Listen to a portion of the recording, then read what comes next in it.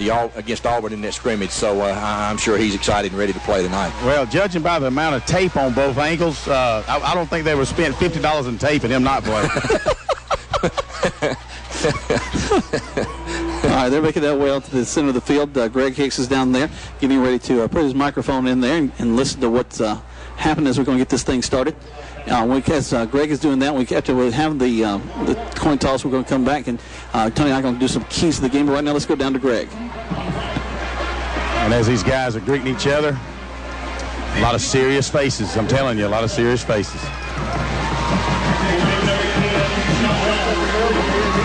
Y'all be dealing with us most of the night. Your team, so y'all are leaders on your team. Expect you to act that way. Make a big hit, get up, go back to your huddle, celebrate with your teammates, okay? Have a penalty, I'll call for a captain. I'll explain your options to you. If you don't understand it, tell me to repeat it. I'll repeat it till you give me a response. We're going to call you red. We're going to call you white. White, have a quarter. What do you call? What do you call? His heads. You won the toss, White.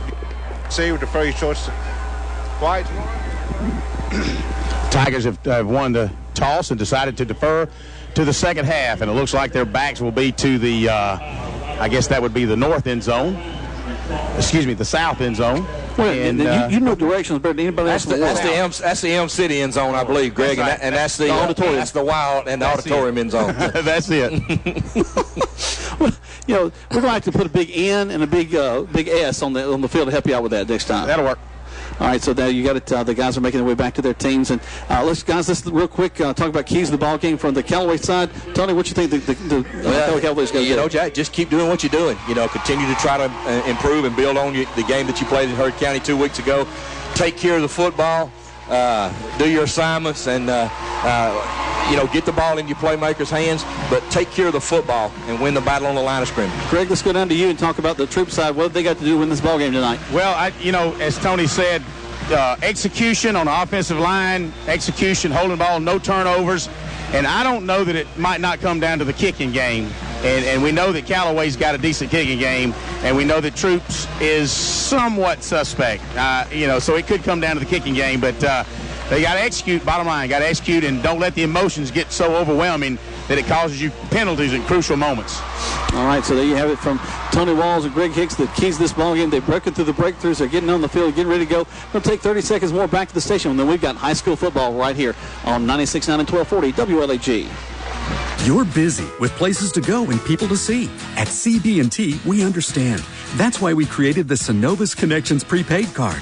Use it for purchases, ATM withdrawals, and even get cash back. It's an affordable alternative to checking, simple to load, and can be replaced if lost or stolen. Plus, there's no credit check required.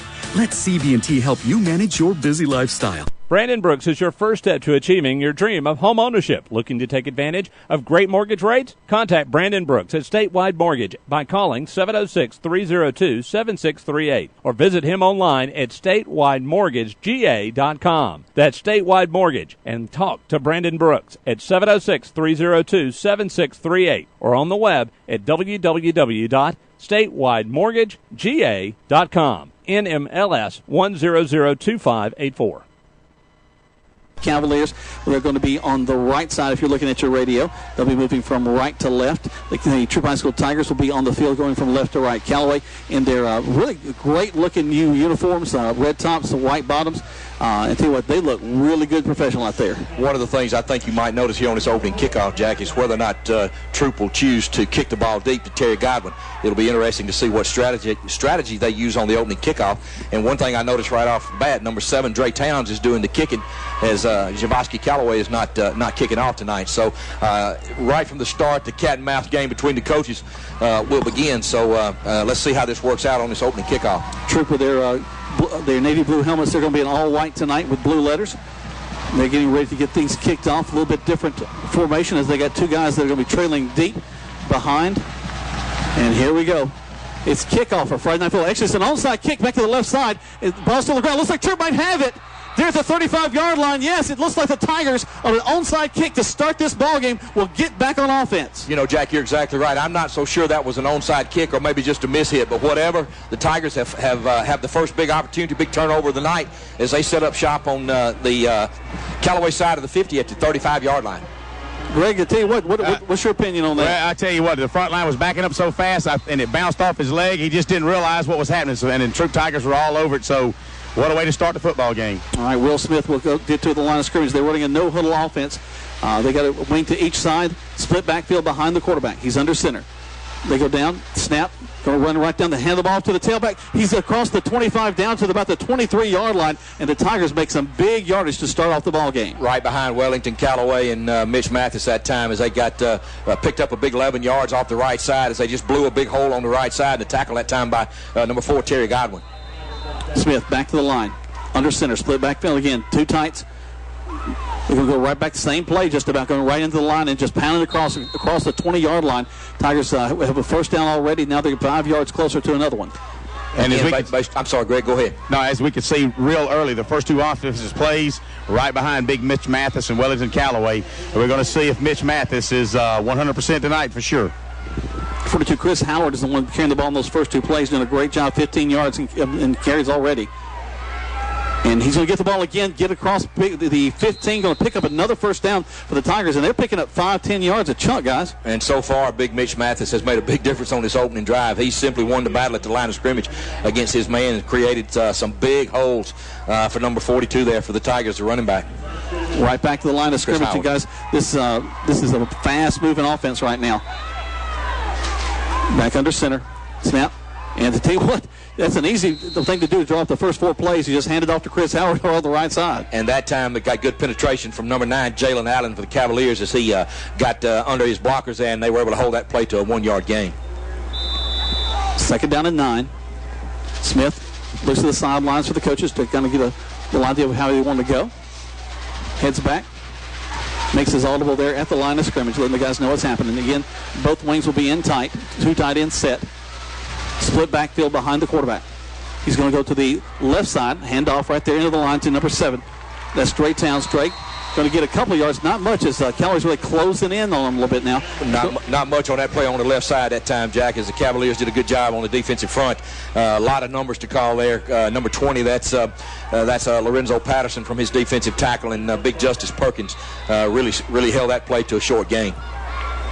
I can hear the Dusty Hubbard over here on the sideline, defensive coordinator for Callaway, calling the signals, telling them to pinch down to hold that outside hole that Mitch Mathis has been creating. So you watch the defensive line, and then now they're not comfortable, so they call a timeout. So Callaway calls the timeout. It's 3rd down and 6 for the Tigers when we come back. You're listening to high school football, area high school football, right here on Eagle Sports. Kia. Hi, friends. Jess Licht here with Kia of LaGrange. We take pride in serving our customers. There are no gimmicks or tricks to get you into our doors. We're the dealership you can trust. Shop with us and see the difference. Right now, all Kia Souls must go to make room for the arrival of the totally transformed 2014 Soul. The 13 Soul starts as low as $14,400 and is backed by Kia's 10-year, 100,000-mile limited powertrain warranty. Come test drive a Soul today. KiaofLaGrange.com. Help support your local economy. You're listening to Eagle Sports, WLAG 96.9 FM, 1240 AM, and online at Eagle1023.com. Now back to Callaway versus Troup. Welcome back to high school football right here on 96.9, 1240 on the World Wide Web at Eagle1023.com. Jack Moore, Tony Walls, and Greg Hicks down on the field. The Troup High School Tigers looking at a 3rd and 6 after an onside kick gives them the ball right here early. We've got 9:57 left here on the first quarter play. No score, but the Tigers are knocking on the door. Split backfield. Smith pops up. Going to audible change the play a little bit. Back under center. Checks his line again. This time he's going to go to the right side. Going to hand the ball off, and they're going to be stopped short of the first down, looks like, guys. Went in there behind big Mitch Mathis again, and again, the Cavaliers did a much better job of pinching that play down. So it's going to bring up an interesting call for Coach Kendall here. 4th down and about 4. Don't know if looks like they're going to line up and try to go for it. Well, they're inside of 5, so it's about 4. Watch out for the shout count. Try to draw Callaway off. Callaway's getting a little bit of hype there. They kind of roll over, they offset about 4 guys on the right side, so the defense is having to roll over to that right side. Smith hands the ball off, and they're going to be. Maybe he's going to be short, Jack. Depends on the mark. He had to get to the 4-yard line. He's going to be 1.5 yards short, guys. They're going to spot it right on the 5-yard line. Had to get to the 4, maybe the 3 and the 3.5. So the Cavaliers will take over. Just want to mention, say it for once, got a Mitch Mathis, and I know we announced it, but just want for the fans that are listening, he is serving as captain, one of the 4 captains tonight. We appreciate fans calling in and making that announcement for us. Greg's always in touch with the social media there. Yeah. Knows what's going on. Yeah, I think we mentioned he was one of the captains at the start of the game. But a good job that time by number 11 for the Cavaliers, Dre Martin. So the Cavaliers set up shop 95 yards away from their own goal line. They're going to move around a little bit. It's going to be Tez Parks, the quarterback, going to take the shotgun snap and just head straight up the field. One guy misses, and you can't miss with Tez Parks because he will pick up extra yardage, and he does across the 22 all the way out of bounds at about the 25, 26-yard line. And you know, Jack, that's one of the things we talked about in the early in the game. Parks can hurt you so many ways, but especially with his feet. Yep. That snap he bobbled the snap a little bit, but he was able to get out to the right side as he broke contained and picked up almost 25 yards to get the Cavaliers out of the shadow of their own end zone. Parks comes from the sideline, has the play. They're in the huddle. Like left outside linebacker Darrell Dunlap got caught up, dove at Tez, maybe put a hand on his thigh, and that was about it. And next thing you know, 25 yards later, first down. Split man wide left and right. Parks going to hand the ball off inside the line. And big yardage there again for the Cavaliers. And they're rolling up some big-time yardage against the Tigers. That's that big trap play that the Cavaliers love to run so well with their offensive line up there. Josh Williams, Brandon Sutton, and Devin Powell at center and both guards respectively. And Devon Rosser hits that hole, number 3, and he picked up a big chunk there and maybe about 10, 12 more yards to get him out around their own 44-yard line, Jack. You're going to roll Terry Callaway back off the field. They break the huddle, make their way back to the line of scrimmage. Going to split a man wide on the far side. That's Dante Lindsey. We'll split to this near side. Petey Leverett will be there. Make some adjustments. They're going to move around a little bit. Parks goes back into the shotgun set. Takes it, goes to his left. It's a pure running play. Great blocking ahead of him. He's crossed the 50 down to the 40-yard line. And, guys, he is hard to stop. Well, he's such a big man. If you ever stand beside Tez, Greg, and you could attest to this, you get down there close to him, he's a big man. I bet he's in the upwards of 185, 190, and he doesn't look it, but he is really put together, and that he has really done a good job in the offseason in the weight room, and he is really put together.